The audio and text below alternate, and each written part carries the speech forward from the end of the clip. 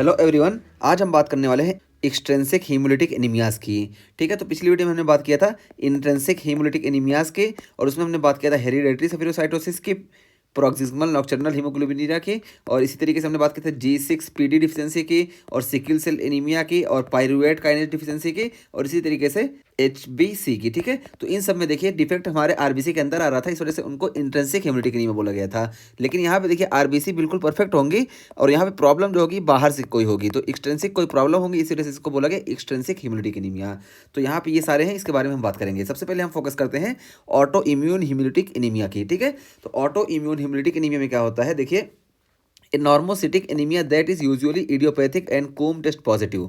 तो देखिए ये नॉर्मोसिटिक एनीमिया होती है, और मोस्टली ये इडियोपैथिक होती है। क्यों होती है नहीं पता, और ये कोम टेस्ट पॉजिटिव इसमें होता है। तो कोम टेस्ट पॉजिटिव क्या होता है, आगे हम बात करते हैं। सबसे पहले इसमें देखिए कि हमारी जो नॉर्मल आरबीसीज है ना, इन नॉर्मल आरबीसीज के अगेंस्ट एंटीबॉडी का फॉर्मेशन हो जाता है। ठीक है, एंटीबॉडी का फॉर्मेशन होता है, जिसकी वजह से ये आरबीसी का ब्रेकडाउन होने लगता है स्प्लीन में, और एक्स्ट्रा वेस्कुलर हीमोलिसिस हमको देखने को मिलती है। पहली चीज़ तो ये हुई, और ये जो देखिए ये एंटीबॉडी बनी ना, ये इस पे एंटीबॉडी, इसी की वजह से हमको कोम टेस्ट होता है। जब इसमें रिजेंट मिलाते हैं तो हमको ग्लूटिनेशन देखने को मिलता है, और कोम टेस्ट पॉजिटिव देखने को मिलता है। ये चीज़ हमें यहाँ बता दी है। ठीक है, और जब हम बात करें सफेरोसाइटोसिस की, तो सफेरोसाइटोसिस में भी देखिए हमको सफेरोसाइट्स देखने को मिलते हैं। ठीक है, पेरिफेरल सीमियर में, लेकिन वहाँ पे ये कोम टेस्ट निगेटिव होता है। ठीक है, क्योंकि वहाँ पे एंटीबॉडी नहीं बनती है। तो सफेरोसाइटोसिस से इस तरह से इसको हम डिफ्रेंशिएट कर लेंगे। ठीक, ये हो गया। और यहाँ पे देखिए दो टाइप के होते हैं, वार्म होता है और कोल्ड होता है। वार्म 37 डिग्री सेल्सियस पे एक्टिव होता है, और कोल्ड जो होता है ये 0 से 4 डिग्री सेल्सियस पे। तो देखिए कम टेम्परेचर पे, ठंडे टेम्परेचर पे हो रहा है, इसलिए कोल्ड बोला गया इसको। और वार्म देखिए क्या होता है, warm auto immune haemolytic anaemia. तो ये chronic anaemia in which primary IgG causes extra vascular haemolysis. ठीक है, तो इसमें देखिए प्राइमरली आईजीजी होती है। तो ये जो एंटीबॉडी बनी ना, इसमें आईजीजी बनती है। ठीक है, वार्म में। और ये किस किस कंडीशन में देखने को मिलता है, एसएलई में, क्रोनिक लिम्फोइड ल्यूकीमिया में, और सर्टेन ड्रग्स में, जैसे बीटा लैक्टम्स है और अल्फा मिथाइल डोपा है। तो इन सारी कंडीशंस में देखने को मिलता है, और इसमें आईजीजी मीडिएटेड होता है, और 37 डिग्री सेल्सियस पे ये काम करता है, और इस वजह से इसमें हमको ऑटो इम्यून हीमोलिटिक एनीमिया देखने को मिलता है। और ये 37 यानी बॉडी टेम्परेचर पे हो रहा है, इस वजह से इसको हम बोलते हैं वार्म। ठीक है, ये हो गया। अब देखिए इसको याद कैसे रखेंगे, तो वार्म वेदर इज गुड, तो वार्म वेदर इज गुड, तो वार्म से हो जाएगा आईजीजी मीडिएटेड। ठीक है, ये हो गया हमारा। अब देखिए कोल्ड ऑटो इम्यून एनीमिया क्या होता है, तो बताए 0 से 4 डिग्री पे ये काम करता है, यानी नॉर्मल बॉडी टेम्परेचर पे ये वाला एनीमिया हमको नहीं देखने को मिलेगा। ठीक है, क्योंकि हमारी बॉडी का टेम्परेचर 37 डिग्री सेल्सियस होता है। तो यहाँ पे क्या हुआ, एक्यूट एनीमिया, यहाँ पे देखिए क्रोनिक एनीमिया हो रहा था। ठीक है, और यहाँ पे एक्यूट एनीमिया होगा जब कोल्ड का एक्सपोजर रहेगा तब। देखिए acute anaemia in which primarily IgM इसमें प्राइमरली रोल प्ले करता है, और complement cause RBC agglutination and extravascular haemolysis upon exposure to cold. तो यहाँ पे देखिए आईजीएम और कॉम्प्लीमेंट दोनों मिलकर काम करते हैं, और ये भी एक्स्ट्रा वेस्कुलर हिमोलिसिस कराते हैं। और ये कब कराते हैं, जब कोल्ड से एक्सपोजर होगा तब, क्योंकि नॉर्मल बॉडी का टेम्परेचर इतना रहता है। ठीक है, तो यहाँ पे सवाल ही नहीं है, जब कोल्ड का एक्सपोजर होगा ना, तो ये लिम्ब वगैरह में देखने को मिलेगा, क्योंकि यहाँ का टेम्परेचर सबसे पहले डाउन होता है। तो ये हुआ। अब इसमें क्या देखने को मिलेगा, देखिए पेनफुल देखने को मिलेगा, painful, blue finger and toys. तो इन्हीं का टेम्परेचर सबसे पहले कम होता है। ठीक है, तो यहाँ पे सरफेस एरिया ज़्यादा होता है फिंगर्स में और टॉयज में, इस वजह से हमको यहाँ पे देखने को मिलेगा। और ये कौन कौन सी कंडीशन है, देखिए CLL यहाँ भी था, ये भी CLL कॉज कराएगा। ठीक है, तो cold auto immune haemolytic anaemia ये CLL कॉज कराएगा, और माइकोप्लाज्मा निमोनी इन्फेक्शन, या इसी तरीके से इन्फेक्शियस मोनोन्यूक्लियोसिस, इसकी वजह से भी हमको cold auto immune haemolytic anaemia देखने को मिलेगा। तो ये देखिए M से हम याद रखेंगे, M IgM मीडिएटेड होता है कोल्ड वाला, और माइकोप्लाज्मा और इन्फेक्शियस मोनोन्यूक्लियोसिस, तो ये cold auto immune haemolytic anaemia cause कराते हैं। प्राइमरली कॉज तो इडियोपैथिक ही होता है। ठीक है, लेकिन ये सब की वजह से भी होता है। ठीक है, तो देखिए कोल्ड में माइकोप्लाज्मा निमोनी, इन्फेक्शियस मोनोन्यूक्लियोसिस और CLL ये होते हैं, और यहाँ पे SLE, CLL और सर्टेन ड्रग्स जैसे बीटा लैक्टम्स और अल्फा मिथाइल डोपा ये कॉज कराती हैं। अब बात करें, देखिए इसमें हमको सफेरोसाइटोसिस देखने को मिलेगा। सफेरोसाइटोसिस क्यों देखने को मिलेगा, क्योंकि जब ये एंटीबॉडी का फॉर्मेशन हो गया, तो ये जब जाएंगे हमारे स्प्लीन में, तो स्प्लीनिक मैक्रोफेज इसको रिमूव करेंगे। वही सेम कॉन्सेप्ट जो हमने सफेरोसाइटोसिस में बताया था, यानी हेरिडेटरी सफेरोसाइटोसिस में, वही यहाँ पे भी काम करेगा। इस वजह से हमको सफेरोसाइटोसिस देखने को मिलेगा। और एक चीज़ और बताएं, बहुत इंटरेस्टिंग चीज़, कि मोस्ट कॉमन कॉज ऑफ सफेरोसाइटोसिस ये ऑटो इम्यून हीमोलिटिक एनीमिया ही है। ठीक है, हमको हेरिडेटरी सफेरोसाइटोसिस में भी सफेरोसाइटोसिस देखने को मिलता है, लेकिन वो मोस्ट कॉमन कॉज नहीं है। सफेरोसाइटोसिस का मोस्ट कॉमन कॉज क्या है, ये ऑटो इम्यून हीमोलिटिक एनीमिया है। और क्या होता है, देखिए बताया गया कि एग्लूटिनेटेड आरबीसीज ऑन पेरिफेरल ब्लड सीमियर। तो पेरिफेरल ब्लड सीमियर में हमको एग्लूटिनेटेड आरबीसी देखने को मिलेगा, और वार्म ऑटोइम्यून हेमोलिटिक एनीमिया के ट्रीटमेंट की बात करें तो यहाँ पे हम स्टेरॉइड्स देंगे और रिटुक्सीमैब देंगे। और रिटुक्सीमैब क्या है, ये CD20 इनहिबिटर है, ठीक है। तो ये रिटुक्सीमैब हम देंगे। और स्प्लेनेक्टॉमी भी हम कर देंगे अगर रेफ्रेक्ट्री, अगर ये रेफ्रेक्ट्री है तो स्प्लेनेक्टॉमी करेंगे। और कोल्ड की बात करें तो कोल्ड का बहुत आसान इलाज है, कोल्ड अवॉइडेंस, कोल्ड से बचो, ठीक है, कोल्ड में ना जाओ। तो ये देखने को ही नहीं मिलेगा। या हम इसमें भी CD20 इनहिबिटर दे देंगे रिटुक्सीमैब, ठीक। तो ये हो गया। और ये CD20 प्रेजेंट कहाँ होता है तो हम यहाँ बता दें कि ये जो होता है बी सेल पे प्रेजेंट होता है। एक्स्ट्रा पॉइंट याद रहे तो ठीक है, नहीं याद हुआ तो कोई बात नहीं। ये हो गया। अब ये बात करते हैं ड्रग इंड्यूस्ड हीमोलिटिक एनीमिया की। तो ये यहाँ देखिए ड्रग की वजह से हीमोलिटिक एनीमिया होगा।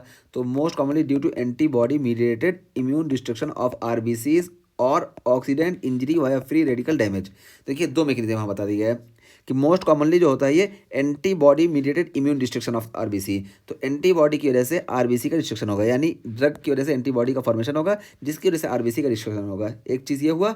और oxidant injury via free radical damage, और हो सकता है कि फ्री रेडिकल जो है ये इंक्रीज हो जाए और इन फ्री रेडिकल के इंक्रीज होने की वजह से ऑक्सीडेंट इंजरी देखने को मिले और may be एग्जासर्बेटेड in G6PD deficiency. तो G6PD डिफिशिएंसी में हमने देखा था कि यहाँ पे फ्री रेडिकल इंक्रीज हो रहे थे। तो ये G6PD डिफिशिएंसी ड्रग की वजह से हो सकता है और ज़्यादा वर्स हो जाए और हमको और ज़्यादा परेशानी देखने को मिले। ये हो गया। तो दो तरीका का हुआ, एक एंटीबॉडी मीडिएटेड होता है और दूसरा फ्री रेडिकल की वजह से होता है, ठीक है। और कॉमन कॉज इंक्लूड एंटीबायोटिक्स। देखिए एंटीबायोटिक्स की वजह से देखने को मिलता है, जैसे पेनिसिलिन है और सिफोलिस्पिरिन से, ठीक है। और non steroidal anti inflammatory drugs, इसी तरीके से इम्यूनोथेरेपी और कीमोथेरेपी की वजह से देखने को मिलता है।